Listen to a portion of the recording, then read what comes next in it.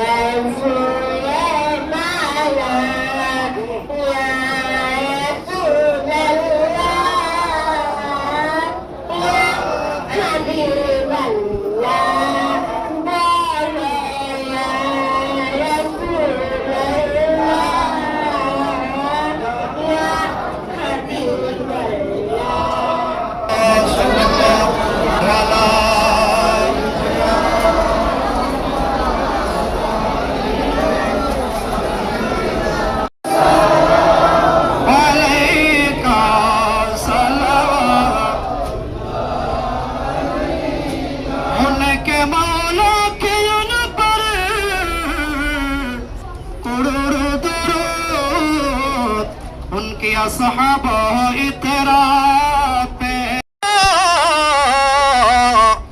तुझी को देखना या हबीब अल्लाह, तुझी को सुनना, यही है नमाज मेरी, यही मेरे बंदगी है। या नबी सलाम